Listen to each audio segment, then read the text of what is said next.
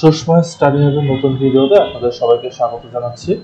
আমরা এই ডাটা স্ট্রাকচারের যে প্লেলিস্ট আছে সেখানে আমরা বিভিন্ন ধরনের ডেটা স্ট্রাকচার নিয়ে আলোচনা করছি। আজকে আমাদের আরেকটা নতুন ডাটা স্ট্রাকচার নিয়ে আলোচনা করব, যা হচ্ছে গ্রাফ।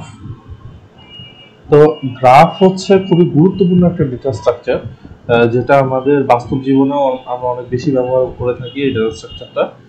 তো আমার পরিচয়টা দিয়ে নেই, আমি Sushma Barman, assistant programmer, Bangladesh computer কাউন্সিলে রয়েছি এবং রাজশাহী ইউনিভার্সিটি সিসি থেকে আমি পড়াশোনা করেছি। আমাদের ভিডিওগুলো যদি আপনাদের ভালো লাগে থাকে তাহলে আমাদের ফেসবুক পেজটা এবং আমাদের ইউটিউব চ্যানেলটা একবার ঘুরে আসতে পারেন।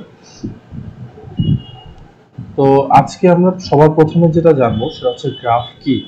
ঠিক আছে, গ্রাফের যে সংজ্ঞাটা, এই সংজ্ঞাটা যদি আমরা দেখি যে graph data structure is a collection of nodes connected by edges. ঠিক আছে, তাহলে এখানে দুইটা শব্দ আছে, একটা হচ্ছে নোডস, একটা হচ্ছে এজেস। অর্থাৎ গ্রাফ ডেটা স্ট্রাকচারটা এই collection of nodes and edges. এখন নোড কি, এজ কি, এটা আমরা এখনই বলতেছি।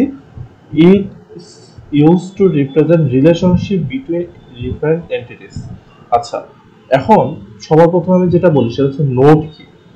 কথার কথা একটা উদাহরণ দিয়ে আমি যদি বলি যে বাংলাদেশে কয়েকটা জেলার যদি আমি বলি যে ধরেন এটা হচ্ছে ঢাকা, এটা হচ্ছে রাজশাহী, এটা হচ্ছে কুড়িগ্রাম, এদিকে হচ্ছে সিলেট, আর এই সাইডে হচ্ছে চিটাগাং। এখন এই যে আমাদের জেলাগুলো আছে, এই জেলাগুলো কিন্তু একজন আরেকজনের সাথে কানেক্টেড। যেমন কুড়িগ্রাম ঢাকার সাথে কানেক্টেড, কুড়িগ্রাম রাজশাহীর সাথে কানেক্টেড, রাজশাহী আবার ঢাকার সাথে কানেক্টেড, ঢাকার সাথে সিলেট কানেক্টেড, ঢাকার সাথে চিটাগাং কানেক্টেড।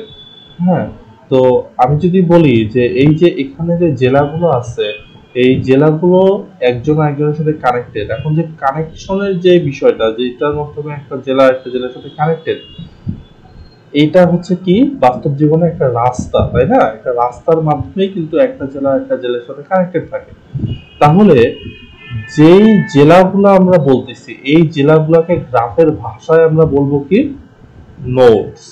ঠিক আছে, যে আমরা কোন কোন জায়গা থেকে কানেকশন পাচ্ছি এটাকে বলা হয় নোড। অর্থাৎ আমি যে উদাহরণটা দিলাম সেখানে যে আমি জেলার কথা উল্লেখ করছি, এগুলাই হচ্ছে এক একটা নোড। যেমন কুড়িগ্রাম একটা নোড, রাজশাহী একটা নোড, ঢাকা একটা নোড, সিলেট একটা নোড, চট্টগ্রাম একটা নোড। আর এজ কি, এজ হচ্ছে যার মাধ্যমে এই নোডগুলা কি থাকে, কানেক্টেড থাকে। আমরা যেরকম এখনই দেখলাম যে এই রাজশাহী আর কুড়িগ্রামের কানেকশন কিসের মাধ্যমে হয়েছে, একটা রাস্তার মাধ্যমে। রাজশাহী আর ঢাকা কিসের মাধ্যমে কানেক্টেড হয়েছে, একটা রাস্তার মাধ্যমে। এই যেটার মাধ্যমে দুইটা জেলা কানেক্টেড হয়েছে সেটাকে আমরা কি বলতেছি, রাস্তা। আর গ্রাফের ভাষায় সেটাকে আমরা কি বলবো, এজ বলবো। এখন এটা আসলে কি রিপ্রেজেন্ট করে, দুটো এন্টিটির মধ্যে যে রিলেশনশিপটা। অর্থাৎ এই যে রাজশাহীর সাথে কুড়িগ্রামের যে কানেকশন, এটা আসলে কি রিপ্রেজেন্ট করে, যে রাজশাহীর সাথে কুড়িগ্রামের সম্পর্কটা কত ভালো বা কতটা কাছাকাছি, তাই না? যেমন এখানে কুড়িগ্রামের সাথে সিলেটের কোনো কানেকশন নাই, কারণ কি কুড়িগ্রাম থেকে সিলেট অনেক দূরে। এই যে রিলেশনশিপটা যে এখানে মানে রিপ্রেজেন্ট করতেছে, এটাই আসলে গ্রাফের কাজ। ঠিক আছে, ওকে। তো আমরা এখন আরেকটা জিনিস দেখবো, সেটা হচ্ছে কম্পোনেন্টস অফ গ্রাফস। হ্যাঁ, তো আমরা একটু আগে যেটা বললাম নোডস, সেটাকে আমরা বলি হচ্ছে ভার্টিসেস। ঠিক আছে, নোডস বা ভার্টিসেস। তো আমরা যেটা বললাম যে ভার্টিসেস নোডের কাজ করে। এখন এই যে নোড বা ভার্টেক্স, এটা অনেক সময় লেবেলড হয়, অনেক সময় আনলেবেলড হয়। দেখেন আমি যদি একটা গ্রাফ আঁকি এখানে, যে এখানে এই নোডগুলোকে আমি বৃত্ত দিয়ে রিপ্রেজেন্ট করলাম। দেখেন এখানে এই যে গ্রাফ, এই গ্রাফের মধ্যে বৃত্তগুলো হচ্ছে একটা নোড, আর এই লম্বা দাগগুলো হচ্ছে একটা এজ। ঠিক আছে, এজ। তো এখানে এই যে বৃত্তগুলোর কিন্তু কোনো নামকরণ করা হয় না, এটা শুধু শুধু বৃত্ত দিয়ে রাখছি আমি। তাহলে এই ধরনের নোডকে বলা হয় আনলেবেলড, মানে যেটার কোনো লেভেল নাই। লেভেলড নোডটা কি, এই যে এই গ্রাফটাতে দেখেন প্রত্যেকটা লেভেলের কি আছে, নাম আছে, এ বি সি ডি। তাহলে এই যে নোটগুলো, এই নোটগুলোর কি আছে, এক একটা নাম আছে। এই ধরনের নামওয়ালা নোটকে কি বলা হয়, লেভেলড নোট। ওকে, আরেকটা জিনিস দেখি, সেটা হচ্ছে এজেস। এজেস কি, এজেস হচ্ছে দুইটা নোটকে কানেক্ট করে যেটার মাধ্যমে, সেটা হচ্ছে এজেস। আচ্ছা, এখন এই এজেস কি হতে পারে, লেভেলড হতে পারে অথবা আনলেভেলড হতে পারে। যেমন এই গ্রাফটাতে দেখেন, এই গ্রাফটাতে এজ গুলার কিন্তু কোনো লেভেল দেয়নি, কিন্তু এই যে এই গ্রাফটাতে দেখেন, এই গ্রাফটাতে কিন্তু এজ গুলো যে আছে 3, 5, 7, 5, 4, এগুলো হচ্ছে একটা লেভেল। তাহলে এই যে নোড এজ গুলাও কিন্তু লেভেল হতে পারে, ঠিক আছে।